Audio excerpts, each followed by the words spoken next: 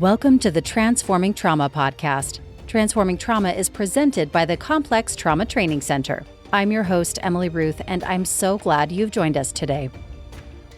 Are you a licensed mental health professional looking to deepen your clinical expertise in healing complex trauma? We are thrilled to announce our Summer 2025 NARM Therapist Training offering, designed to equip you with the transformative power of the neuroaffective relational model. The summer online cohort for the NARM Therapist Training runs from May to December 2025. Through this advanced clinical training, you'll learn how to confidently and compassionately heal the impact of adverse childhood experiences, complex trauma, and CTTC. You'll gain specialized trauma-informed training that supports the resolution of attachment, developmental, relational, cultural, and intergenerational trauma. Join us and experience the integration of the neurobiologically informed clinical approach that promotes post-traumatic growth. Become part of a community where mindfulness meets clinical expertise and embody professional and personal growth with a catalyst for transformation in your practice and community. Visit ComplexTraumaTrainingCenter.com to register for the Summer 2025 NARM Therapist Training. Enrollment is open to licensed psychotherapists, counselors, social workers, and other licensed mental health professionals, as well as graduate trainees and interns working toward licensure.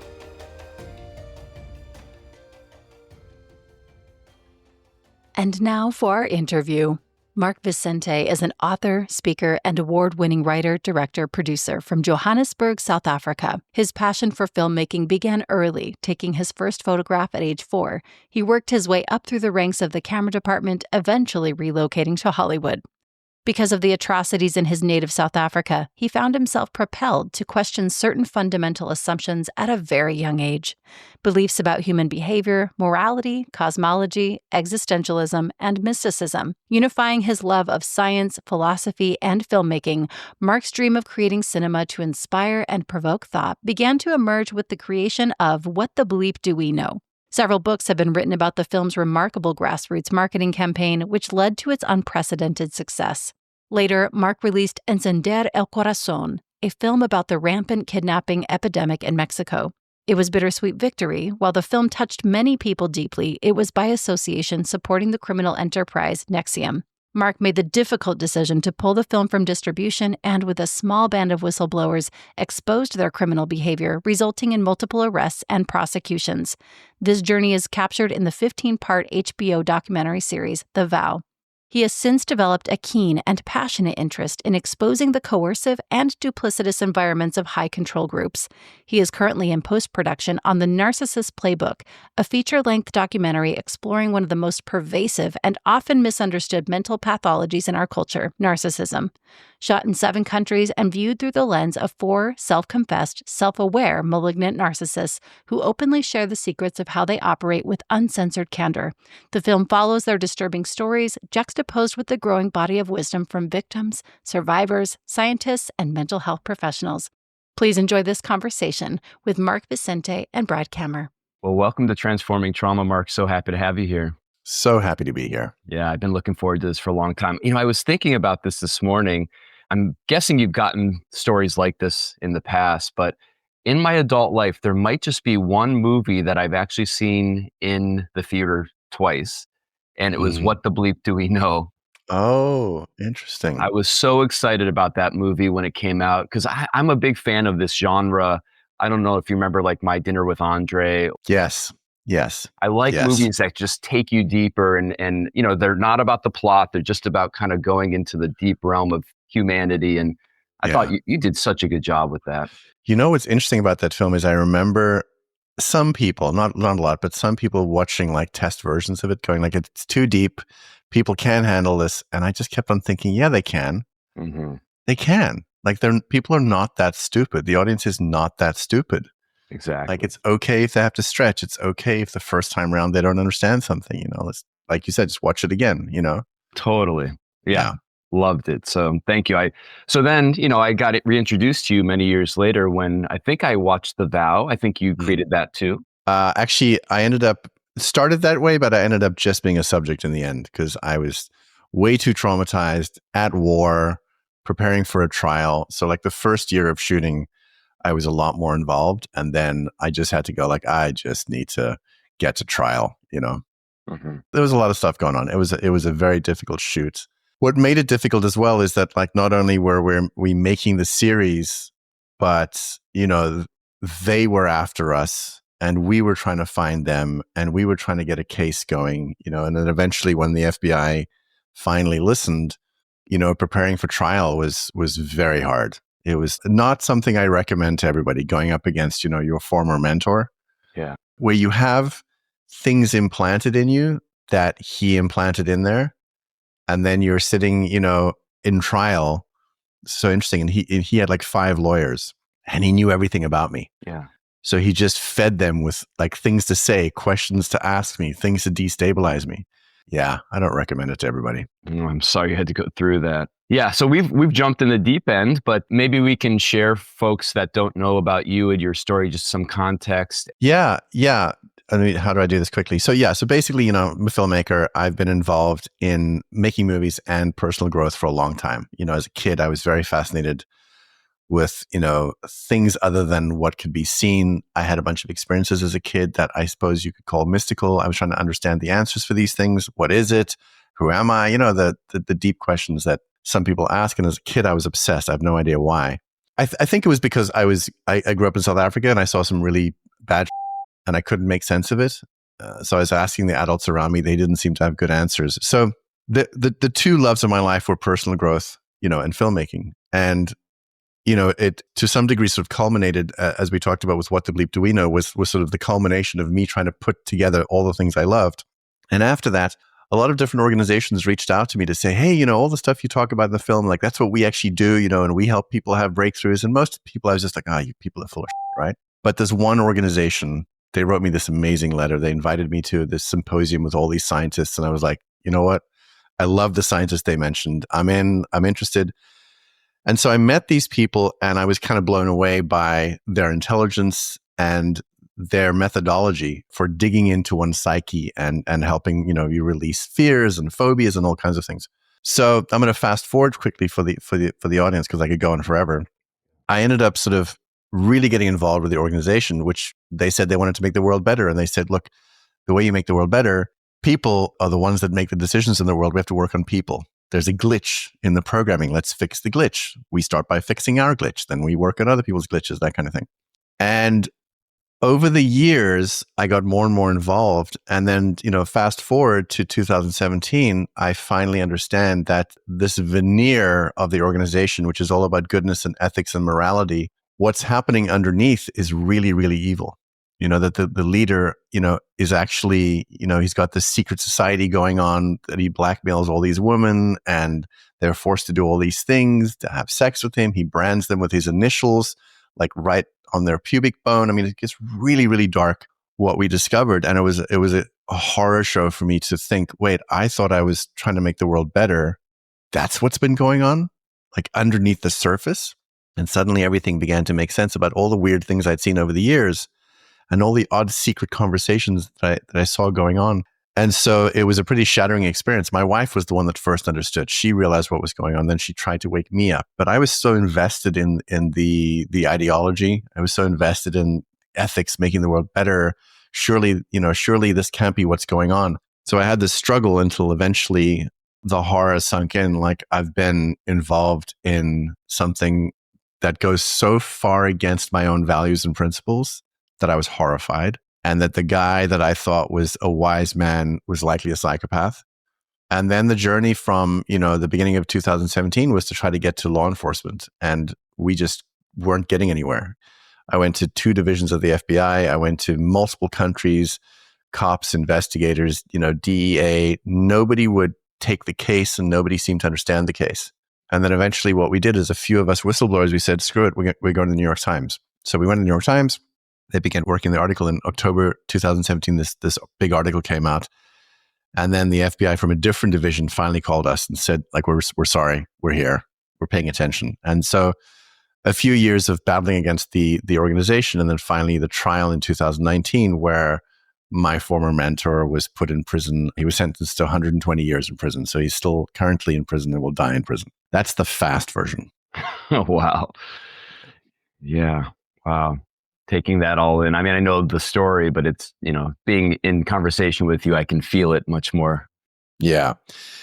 Yeah. And it's funny. I didn't really, speaking of trauma, I don't think I really understood trauma very well. I also, by the way, didn't know, because I had so much PTSD come up in this period. I didn't know that I had PTSD from earlier. I didn't know that. I didn't know that I had it, from South Africa. I was a news cameraman getting shot at. I saw terrible things. I didn't realize that it had built up and accumulated, in my body. So in 2017, when I realized, like, I talk about it like waking up in the upside down from Stranger Things. Yeah. Like I woke up, but I thought what I was in was right way up and it was upside down. And it was so horrifying to realize I'd got the world completely wrong. And it shook me in a way. I mean, I had suicidal ideation. I had like stuff that had never happened to me before. I mean, I literally was one day thinking about how do I kill myself? What's the fastest, most expedient way? And then another voice in my head said, Mark, you've never had these thoughts before. And this is before I'd fully woken up. This was the about to wake up, And that voice that said that you've never thought these things said to me, there's a big problem. There's a really, really big problem. Kind of you need to pay attention. Thank goodness for that voice. And that's when I realized, like, this man is a maniac, But it was very, very destabilizing. And I think it's probably a little bit like what people experience, in a relationship where they're in a marriage and then they've been married for like 10, 20, 30 years and they find out the person they're married to is not who they thought they were married to. Like maybe he's a killer, or whatever the thing is. And it's so destabilizing. And I didn't have the language of how to deal with it, because I spent 12 years in this organization, which was basically a cult, where we were diving deep into psyche, but we never really discussed trauma. Trauma was more like something wrong in the software that just needed to be fixed. There was no real acknowledgement of trauma and the effects. And so I didn't really know what I was dealing with, and I felt insane. That was the other challenging thing, is I felt absolutely and utterly insane for quite a while. And then the realization, like, not only is this man very bad, but the entire organization is now going to get pitted against us. And they were trying to figure out how to get us arrested and how to get us, indicted on trumped up charges. And we were trying to get people out. And it was an insane time. Wow. I have so many directions I want to go in with you. Yeah. But I think the starting point for me is one of the things that I struggled to glean out of the documentary, so if you're talking about like a religious cult or cults that have strong ideology, like it makes sense to me as a human why people get roped into that. They lose their identity, and they start to give in. I was struggling to figure out in this methodology and in this community, like what was it that was so attractive or that was pulling people in? Yeah. I think what it was everybody that goes to some training, human potential, whatever, goes because there's something missing or something they want to change. And what happened in these trainings, the way they worked, is the shifts and changes were so rapid and so mind-blowing. Like I got over a phobia, 45 minutes gone, that I'd had for decades. Now, wasn't entirely gone, because when I woke up, it came back. So that was interesting. But the way that they were able to sort of compartmentalize, your psyche in a certain way, that you no longer had these fears and you no longer had these concerns, and you no longer had these conflicts. So there was a feeling of kind of freedom. And the tech, as they called it, the methodology, seemed to be very, very effective. And to me, who'd been fascinated by this stuff my whole life and had tried a lot of things that didn't really work, this seemed to be the first time, this works. Like I am changing and I'm becoming more of the person I want to become. So I thought that, to somebody who wants to grow, somebody who wants to better themselves, that's like cocaine. Now, there were religious undertones in there as well, but they weren't explicit. And in fact, mysticism was poo-pooed in there. Everything was about reality, cause and effect. Yes, maybe those things exist, but we don't deal with them. And yet, everybody treated Raniere like Jesus, like some kind of god. And they spoke about him in hushed tones. And it's funny, when you come into a situation, like metaphor would be like you go into the army and you see everybody's terrified of this one general, or everybody respects this one general. You don't know why, but everybody's very deferential. You kind of realize, okay, this dude's a big deal. Like, I don't know what it is yet, but like everybody's treating him a certain way. Like, okay, I'm going to treat him the same way. I don't want to step out of line. This is a whole new structure. I don't want to screw up. That's kind of what happened in there as well. And everybody spoke about him like, you've changed my life, and you've done the most extraordinary things. I mean, I remember there was every year for his birthday, we went to this place in Lake George, New York at the YMCA and did a whole like company getaway, so to speak. It started with 1 day, then 3 days, then 5 days, then 10 days. And there was one year I remember, maybe my second year I was there, all these people got up on stage and began thanking him for stuff and just weeping. And I was like, this is weird. This is odd. But then the part of me that's open-minded said, hey, they're having an experience that I'm not having. Who am I to say that that's not real? But it seemed kind of up. And this was the other interesting thing. There was a big focus on speaking with honor about other people, holding up the people in your life that have helped you tremendously. And so in order to become, a better person, to be more ethical, it was important to have gratitude. That is undisputable in any system. That's good. Yeah. And so everything was about giving gratitude. And they would say, like, honestly, though, the person we need to give the most gratitude to is Vanguard, Keith Raniere. And at first I was like, why? And said, well, I guess he created this tech. This tech frees us. This tech aligns our biology with our purpose. And I was like, actually, I can't argue with that because I'm feeling better about myself. I'm feeling more on purpose. Mm-hmm. And they played a lot of mental chess with me, because I remember going in, I was very, very angry and very full of piss and vinegar. Mm-hmm.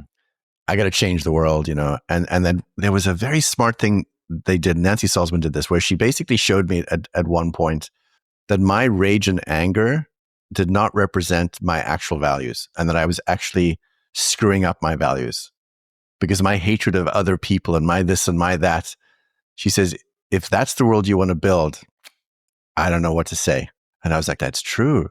I am not a representative of the world I want to see. So I want to become a representative of that, And I was a deeply sensitive kid. So I was always trying to figure out how to become better and how to be a good person. I was obsessed with being a good man. So just to go back to your original question, it was an ideology, but they hooked you based on your yearning, the values you had that you yearned for. Because you'd go into this organization and like the first few days, you'd realize these people have this most beautiful mission. Beautiful mission is to make the world better. We need to work on our conditioning and our programming that not only keeps us back, but holds us back from being more ethical, more moral, more empathetic, more compassionate, more understanding, being able to put yourself in other people's shoes. All of that's great. That's what I thought I was signing up for. Uh-huh. So using these beautiful values as weapons, basically. Yeah. Yeah. The thing I'm also hearing, which I think probably leads into the work that you're doing now, is there's a conflation between the technology, which sounds like there was a power to it, with this person and with his needs for admiration or whatever. Yes. That was the interesting thing. You see, it never occurred to me that the technology, the tech as they called it, was cobbled together from a bunch of other things. It was cobbled together from psychology, neuro-linguistic programming, philosophy. There's a whole bunch of different things it was cobbled from. I didn't know that, and I'd studied a bunch of stuff, and I hadn't studied NLP, hadn't studied Scientology, hadn't really dug deeply into psychology, a little bit Jungian stuff. And the way it was put together seemed really, really effective. And so I thought, well, this is the guy that created it. And when we went in, people would whisper and say, he's got one of the highest IQs ever scored in history. And I was like, then they showed me the Guinness Book of Records. The entry, I think it was 1985, highest IQ ever scored. Now, I didn't realize that the IQ test, you could do a write-in test. I also didn't realize it was only the Australian Guinness Book of Records. It was a whole fudgy thing they did. But this massive lie was built on the assumption that Guinness Book of Records entry was accurate.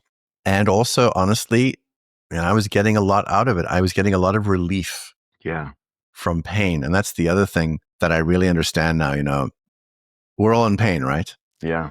Beware the man or woman that says, I'm going to relieve you of your pain. Because how? Because the only way to relieve yourself is through. This whole other avoidant, reframing things to realize it wasn't really your fault or this or whatever the bullshit was. There was a relief I felt. And that was a dangerous, drug.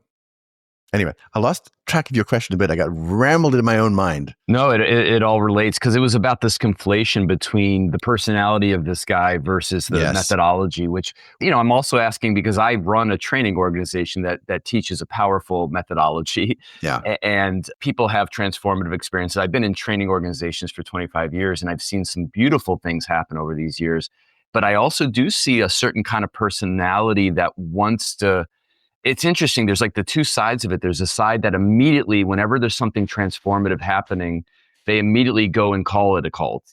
Yeah. And then there's the other side that is almost looking for something that they can belong to, that they can finally land in. And both are very problematic in different ways. It sounds like NXIVM was this other side of it where people were looking to belong to a certain group. Yeah, I think some people were I wasn't looking to belong to anything. I was looking to understand things, But the conflation thing, I think it's true. It's interesting. One of the conversations I had with him in the first few years of being around, I said to him, people treat you like some kind of a god or a guru, And he goes, well, I can't help it. In my mind, I was thinking, yeah, you can. And I think I said to him, are you sure?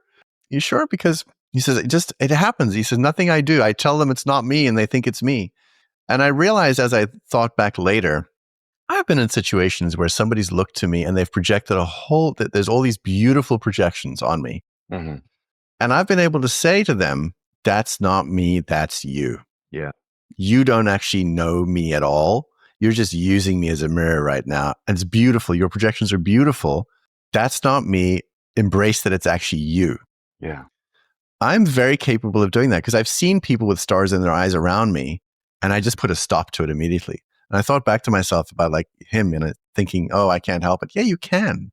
You can run an organization, I believe, and you can put people through situations that give them profound understandings, and you can point it back to them. Yes. Because the proof is always, you take 10 people, put them through some kind of an initiation. Well, it's not the initiation because some people pop and some people don't. So what's the deal? Well, it must be about the individual then, after all. So I believe you can say that. You can say, look, I have put together this stuff and I've learned it from a bunch of other people and maybe I've done some unique and interesting things, but in the end, it's you that does the thing. You always have to look at you. So you're right. I don't think that every personal growth, everything is a cult. No, I think it's based on the pathology of the leader. The more I think about it, that's what sets it apart. And then that pathology becomes the ideology. So now you're immersed in an ideology that could be psychopathic, but you don't know it. But it does all come from the pathology of the leader. If you have a leader that thrills adoration, those people are screwed. Was that his thing? Was he getting off on that? That was interesting because he didn't look like he was, because what he was very good at was wearing a mask of humility and vulnerability and deep thought. But later I understood there was no affect there. There was very, very few actual emotions that he had. And so what he did is he underplayed himself all the time, but he had other people play him up. Years later, he gave me shit one day because I walked out of a training that he was teaching, Sorry, I didn't walk out. I stopped shooting because I was shooting a bunch of stuff and then I sat back and just listened. He got really upset at me. I said, why? He said, well, think about what it means that you are no longer shooting me. And I go, I didn't need to. I had what I needed. There was one camera still rolling. I didn't need to. He goes, yeah, but look at what it says. I'm like, what does it say? I wanted to sit and listen. Later, I realized, oh, he's having a tantrum.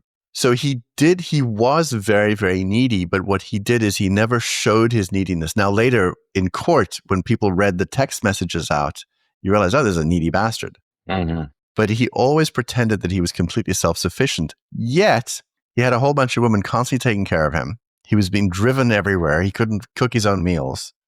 There's a whole bunch of things that we realized later as we woke up. Because the problem is, when you're in a thrall, you're not reasoning properly. Mhm. When you wake up, you go, wait a minute. Why is he always being taken care of? Why is he never alone? He says he doesn't need anybody. He's constantly surrounded by people. And he created a system. If you think about it in the military, like the general is getting the reports from the people below them, getting the reports from the people below them. So every single night, people called him to report on the day. Well, that's a wonderful way to have people around you all the time. If you're needy, you just create a structure that supplies your need. And now you have constant fuel. So that's what he did. He created a structure that fueled him all the time. Is part of the work that you're doing now about kind of unraveling, because we're talking about narcissism, malignant narcissism or psychopathy, but is that part of what you're... It is. So, what happened is, in 2017, my wife gave me an article. I had to call Raniere for something because I was supposed to talk to him every day, and I started talking to him less and less. And she said I had to call him, and she was really worried. So she gave me an article to read about narcissism, like the 25 signs or the 10 signs of whatever. So I read the article, called him, and during the call, I began to, in my mind, tick off the things he was doing, realizing, there it is. And when I hung up, I went to her and I go, he did like over half of these. And she was like, yep. And I was like, this guy's like a spiritual narcissist. And she was like, I think it's worse than that. So after the trial, I was feeling, I was devastated. I was a mess after the trial because instead of actually dealing with my trauma, I was just at war. So when the trial was over, all that stuff that had built up was now available to me. And I was like, I'm a mess. And she said to me, my wife, she says, you should make a film about narcissism. And I thought, that's a really good idea. That was, back in 2019. So I reached out to a producer I knew and another producer I knew. And it was about 3 years ago, we began creating this doc about narcissism. And what I wanted to do, I wanted to tell stories from the victim's perspective. I wanted to talk to clinicians and neuroscientists about what's going on with narcissists. I wanted to talk about the spectrum of narcissism. But what I really wanted to do was I wanted to speak to self-confessed narcissists. And I was aware of a few of them. And I began researching and I found a whole bunch. And so I began interviewing these people at different stages of narcissism, just your regular NPD, malignant narcissism, all the way up to psychopathy. Fascinating. It was amazing. And so, I sat with these people for a long period of time, me and my crew, and we just talked to them and learned about how they think, what they feel and don't feel, their worldview, what they think of other people or don't think of other people, and what they like. Some of them like to hurt people. Some of them enjoy others' destruction. Yeah. And it was interesting because I remember we studied these personalities in the NXIVM organization. We studied dark personalities. So now, but I didn't realize that the guy teaching us was that. So what was interesting for me, and I think what was very healing, is during the trial, Keith Raniere never confessed to anything.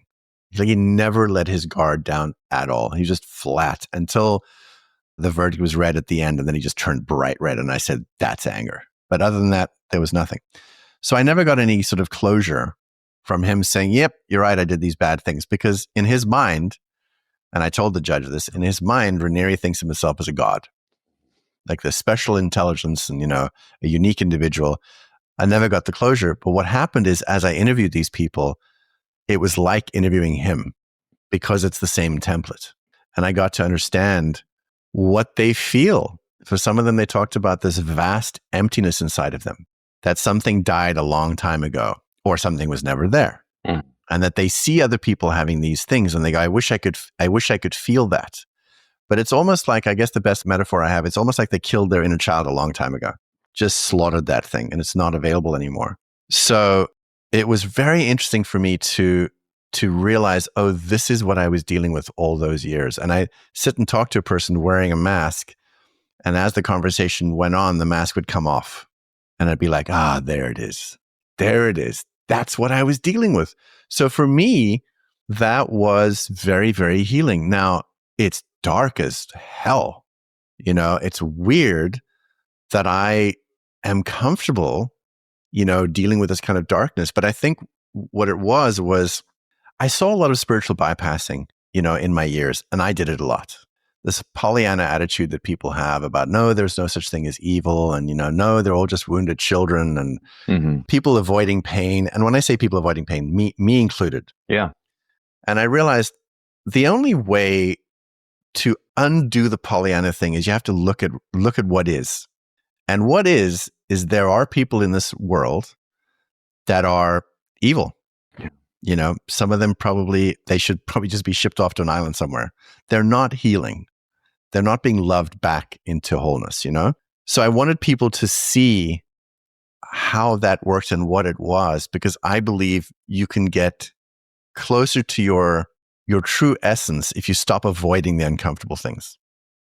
Like, we have to embrace the light, but yes, we all love the light and love and all that stuff. But let's also look at the darkness. We all have something inside of us that we're ashamed of, that we don't want to admit. And so in some ways, this has been my attempt to show people, no, this darkness does exist. And here it is. So the film in its current form, it should be coming out this year, is an incredible deep dive, and it's quite shocking in some ways as well. But it's also very, very emotional. I mean, I can't wait for people to see it. It's very, very emotional. It's a hell of a ride. And as I said, it includes, victims and clinicians and, self-confessed narcissists and psychopaths. It's quite the smorgasbord, this film. Sounds very important for our society. Were there common traits or elements that you could point to that ran through all of these? Yeah. Dissociation was a very strong one. All of them were very dissociated. But again, some of the victims are dissociated as well. But there's a unique something about these people. It's like they cross a threshold. They crossed a threshold and they buried something so far away, they don't even know where it is. And even to get close to it feels so bad to them, they never want to. So I learned more and more about how much shame is buried underneath the facade. And if you said to them, is that shame? And they go, I don't have shame. What do you mean shame? That's stupid. That's for you normals, They're so unaware of it. And the other thing that's also interesting is, people think that like narcissists, they know they're lying. I don't know so much. I don't know. I think that they live in a world like a little child who really believes their story. Yeah. They live at a level of delusion that I don't know that all of them know. Some do. The psychopathic ones do. I found that they actually do know. They don't care. Well, sometimes they're creating pain for their own purpose, their own pleasure. Yeah.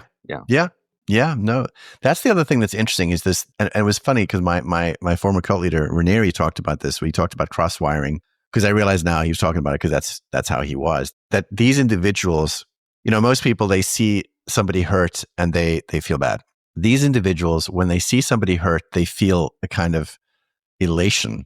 If they're the cause of that, it's like this full body orgasm feeling of such joy that they can inflict that pain on somebody. I mean, it goes to the extreme of if they can cause somebody to die, in some way, that is an enormous thrill. That was so interesting is that some of them have this kind of cross-wiring. And the thing that's crazy is that people like this run corporations, run governments, they run charities, But what they've learned to do is they've learned that the normals can't handle certain things. So they have to behave a certain way. So some of these people, they're Hollywood stars. They're very good at crafting a persona that seems so clear and so solid that most people don't doubt it. I have this weird thing that I don't know what it is, if it's just my never-ending new skepticism. When I see somebody that just behaves so perfectly and so strategically, they say all the right things, they're just so charming, I'm like, I don't know, seems too good, seems too slick. I remember in one of my first psychology classes learning about the defense mechanisms, and one of them was called reaction formation, which I had never heard before, which is exactly this phenomenon, which is like the people that are sometimes the biggest sadists are the ones who are the biggest peace activists, for example, or trying to promote human rights. I was hearing that in what you were saying about the NXIVM community, like how it was all about these values, and yet it was such a betrayal of those values on a core level. Yes.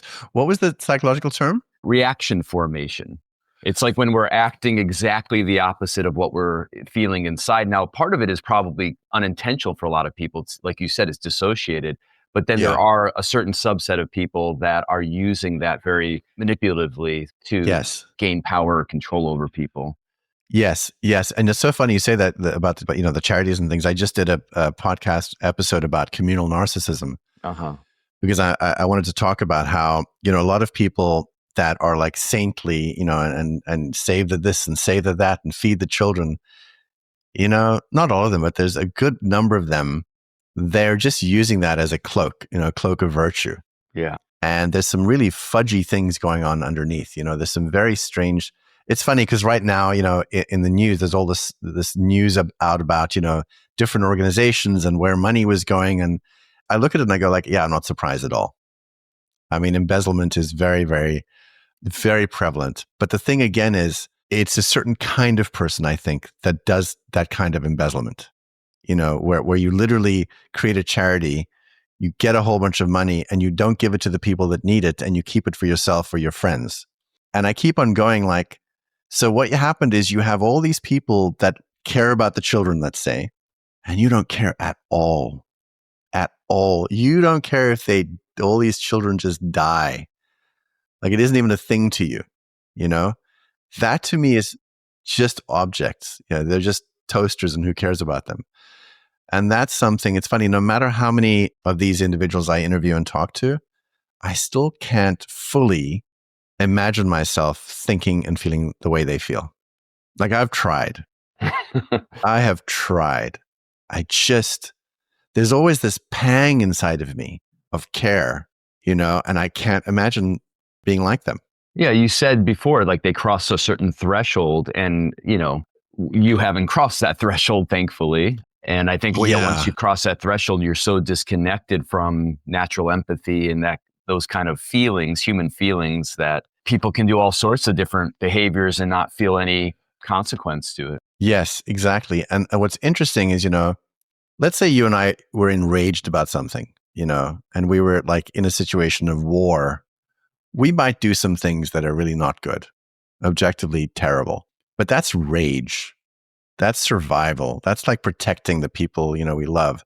The idea of somebody doing those things calmly, like they're slicing an orange, that boggles my mind.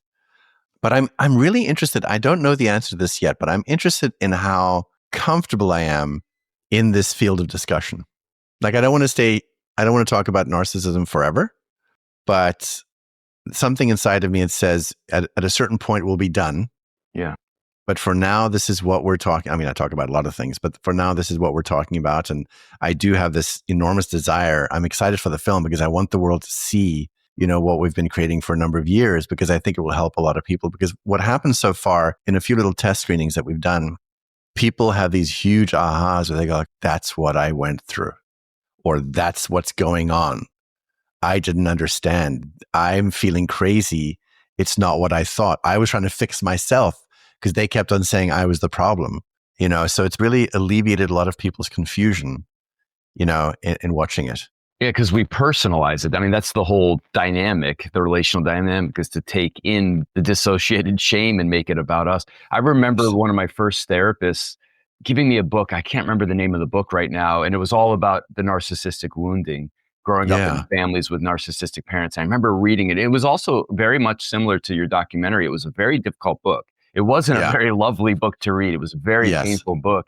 But I remember reading through this book and it was almost like waking up from a fog and being like, oh my gosh, like that's what these things are. That's why I've had these patterns. That's why I've acted like this. And there was something very empowering, because I believe that had I not worked on my own shadow side, I had tendencies then that I could potentially play that out. I mean, not to that level, of course, but in other ways. And so like working that shadow territory that I was disconnected from. And it sounds like maybe this is part of what you're working with now here too. Yeah, it's interesting. I mean, just to go back to dissociation, I really do think that's one of the huge issues of our time, Like we live in this body. It's pretty amazing. It's pretty amazing that we can feel the things we can feel. And we play this weird game with ourselves where we feel these uncomfortable feelings and then we pretend we're not feeling them. Yeah. And, but they're still there. They don't go away and they get worse. And we make a lot of choices because we don't want to feel certain things that we're feeling anyway.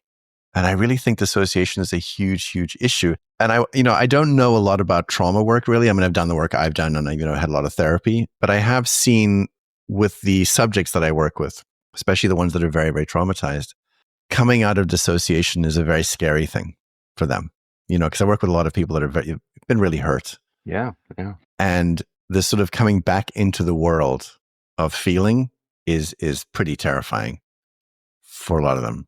Yeah, we have a term in our work called the challenges of reconnection, which is like as we start getting closer to reconnecting, we often double and triple down on our strategies of disconnecting because of what you're saying. It feels so intense. We don't trust that we'll have the capacity to actually be present with it without it overwhelming us or acting it out in some way. Yes, that makes perfect sense. And how do you help people sort of cross that threshold? Yeah, I mean, that's the work. I mean, the work is helping people kind of build capacity to tolerate these feelings that we've been disconnected or dissociated from. And that's why trauma work, from my perspective, effective trauma work takes time and it takes a relationship, a consistent, intimate relationship.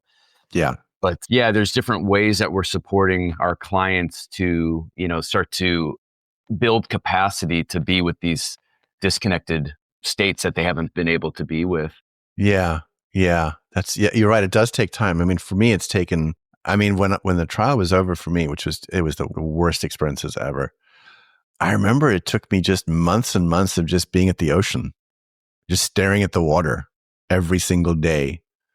And some of it was time. Yes, I was processing things. Yes, I was getting therapy. Yes, I was reading a lot. Yes, I was journaling a lot. I was doing a lot of introspection. But I needed to get away from noise and traffic and cities and just stare at the ocean, and it took time. When I was getting out of a relationship that felt very narcissistically wounding to me as an adult, I was connecting to a lot of rage. Is that part of your journey that you've connected to rage that maybe wasn't allowed to be there in the relationship? Yeah. I mean, the rage started the minute I realized back in 2017, the minute I realized he'd lied to me and that he was hurting my friends.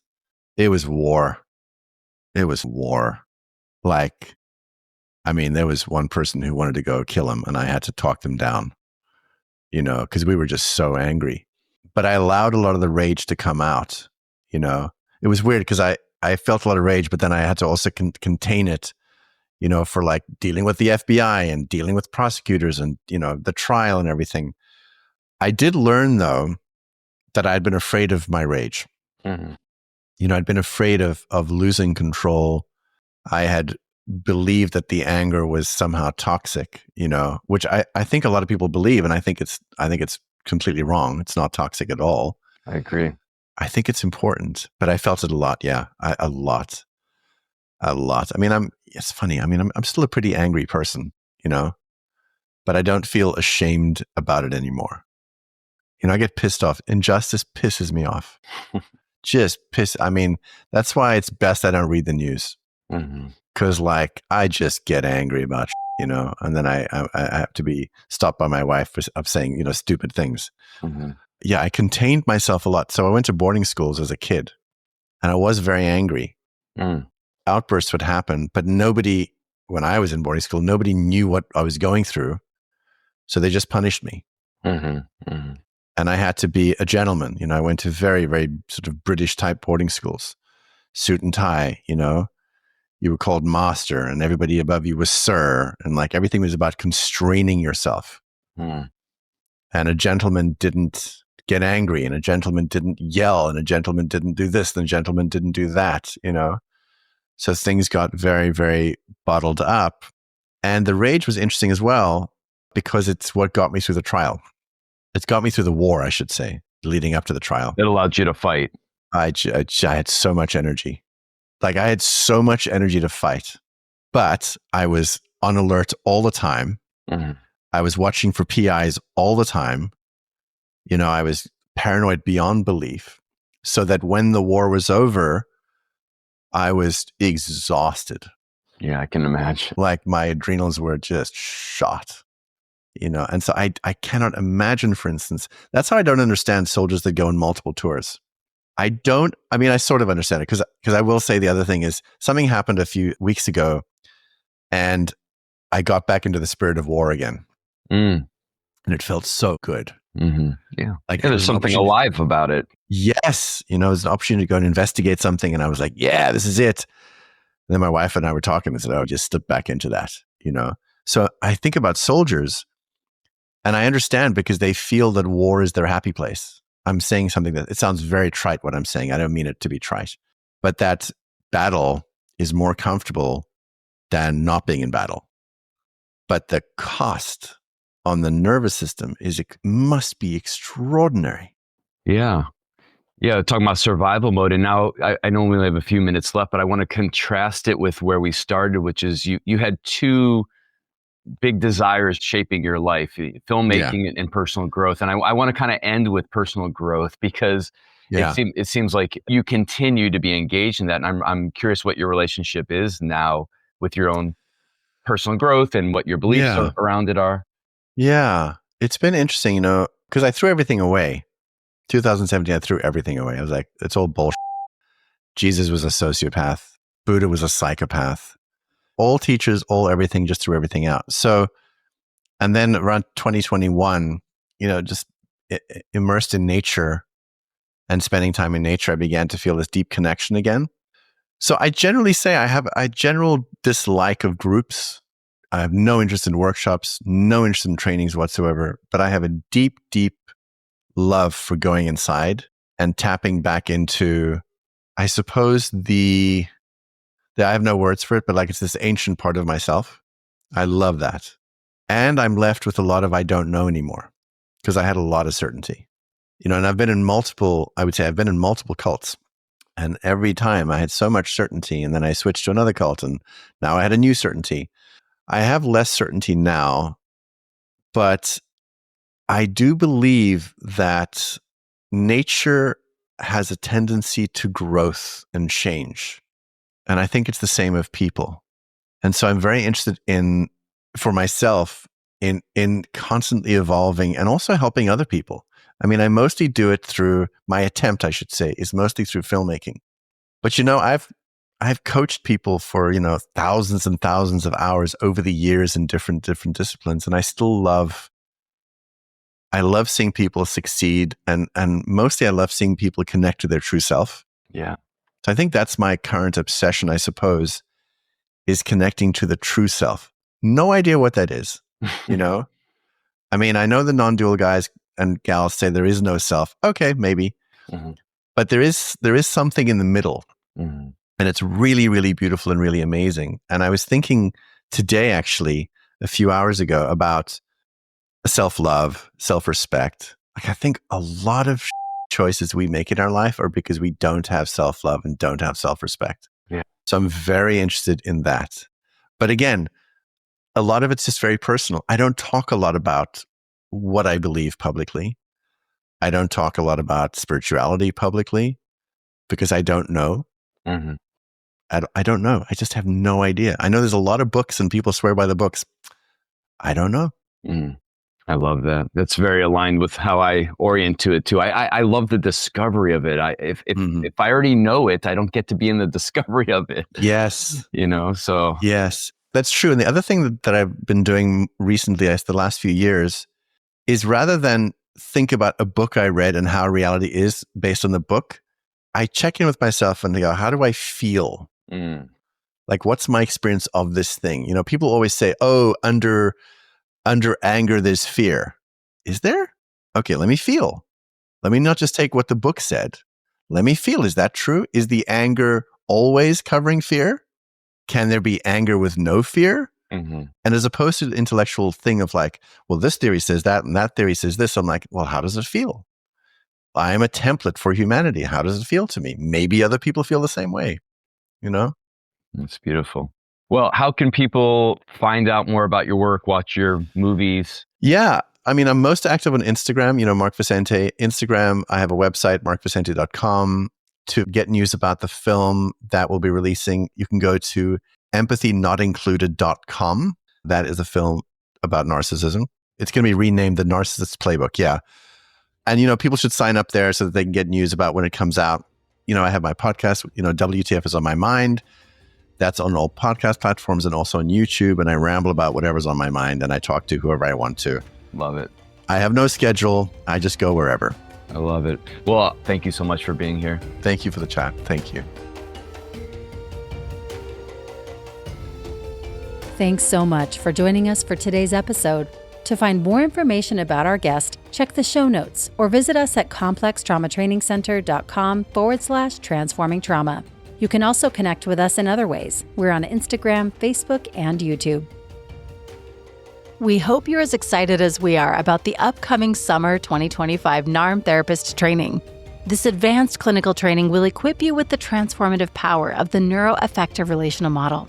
Through this training, you'll gain specialized knowledge and skills to confidently and compassionately heal the impact of complex trauma, adverse childhood experiences, and CPTSD. You'll learn how to integrate a neurobiologically informed clinical approach that promotes post-traumatic growth and supports the resolution of attachment, developmental, relational, cultural, and intergenerational trauma. Join a community where mindfulness meets clinical expertise and embody professional and personal growth as a catalyst for transformation in your practice and community. Visit complextraumatrainingcenter.com to register for the summer 2025 NARM therapist training and become part of this revolutionary approach to healing complex trauma. Enrollment is open to licensed psychotherapists, counselors, social workers, and other licensed mental health professionals, as well as graduate trainees and interns working toward licensure. Don't miss this opportunity to deepen your clinical expertise and make a lasting impact on the lives of those you serve. Thanks to Andrea Klunder and the Creative Imposter Studios for producing and editing, to Elisa Sponseller for our album art, and to Brad Kammer for the creation of this podcast. We look forward to building community and connection with you and changing the world by transforming trauma.